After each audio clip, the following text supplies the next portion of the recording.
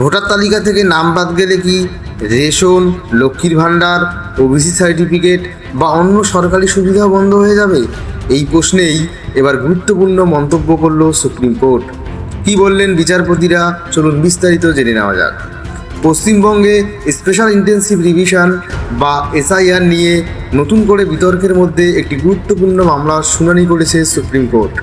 কংগ্রেস নেতা প্রসেনজিৎ বসুর দায়ের করা একটি আবেদনের দাবি করা হয়েছে, ভোটার তালিকা থেকে নাম বাদ যাওয়ার কারণে অনেক মানুষ শুধু ভোটাধিকার নয়, বিভিন্ন সরকারি কল্যাণমূলক প্রকল্প থেকেও বঞ্চিত হচ্ছেন।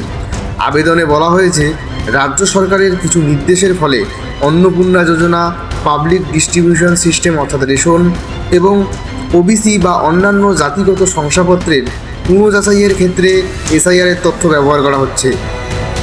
শুনানির সময় বিচারপতি জয়মাল্য বাগচি গুরুত্বপূর্ণ পর্যবেক্ষণ করেন। তিনি বলেন, এসআইআর শুধুমাত্র নির্বাচন ও ভোটার তালিকার সঙ্গে সম্পর্কিত। এটি কোনোভাবেই নাগরিকত্ব নির্ধারণের চূড়ান্ত ভিত্তি হতে পারে না। তিনি আরও স্মরণ করিয়ে দেন যে বিহার এসআইআর মামলায় 27শে মে সুপ্রিম কোর্টের রায়ে স্পষ্ট বলা হয়েছিল, এসআইআরের ফলাফল অন্য কোনো উদ্দেশ্যে ব্যবহার করা যাবে না। যদি কারো নাগরিকত্ব নিয়ে প্রশ্ন ওঠে, তাহলে সেই বিষয়টি সিটিজেনশিপ অ্যাক্ট অনুযায়ী সংশ্লিষ্ট সরকারি কর্তৃপক্ষকে সিদ্ধান্ত নিতে হবে। নির্বাচন কমিশনের কাজ ভোটার তালিকা তৈরি করা, নাগরিকত্ব নির্ধারণ করা নয়। সুপ্রিম কোর্ট এই মামলায় ভারতের নির্বাচন কমিশন, পশ্চিমবঙ্গ সরকার এবং রাজ্যের মুখ্য নির্বাচনী আধিকারিককে নোটিশ জারি করেছে। আদালত জানিয়েছে, বিষয়টির গুরুত্ব বিবেচনা করে দ্রুত শুনানি করা হবে।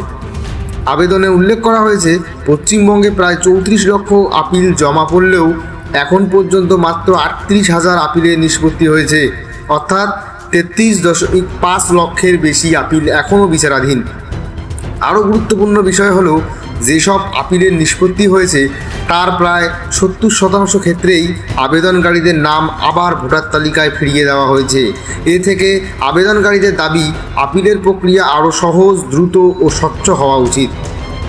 আবেদনে আরও বলা হয়েছে, অনেকে বাদ পড়া ভোটার দরিদ্র, অশিক্ষিত ও গ্রামীণ এলাকার বাসিন্দা। তাদের পক্ষে অনলাইন বা অফলাইনে আপিল করা অত্যন্ত কঠিন। স্থানীয় ভাষার পরিষ্কার নির্দেশিকা, আইনি সহায়তা এবং স্বচ্ছ প্রক্রিয়া না থাকলে তারা ন্যায্য সুযোগ থেকে বঞ্চিত হচ্ছেন। এখন দেখার বিষয়, আগামী শুনানিতে সুপ্রিম কোর্ট কী নির্দেশ দেয়। তবে আপাতত আদালতের পর্যবেক্ষণ থেকে একটি বিষয় পরিষ্কার, শুধু এসআইআরের ভিত্তিতে কাউকে নাগরিকত্বহীন বলা যায় না এবং ভোটার তালিকা সংক্রান্ত প্রক্রিয়াকে অন্য সরকারি সুবিধা বন্ধ করার ভিত্তি হিসেবে ব্যবহার করা যাবে কি না, সেই প্রশ্নে সুপ্রিম কোর্ট বিস্তারিত শুনানি করবে। এই মামলার পরবর্তী শুনানির সমস্ত আপডেট আমরা আপনাদের জানাবো। ভিডিওটি ভালো লাগলে লাইক করুন, শেয়ার করুন এবং এমন নির্ভরযোগ্য আপডেট পেতে পিএসসি বাংলা চ্যানেলটি সাবস্ক্রাইব করুন। ধন্যবাদ।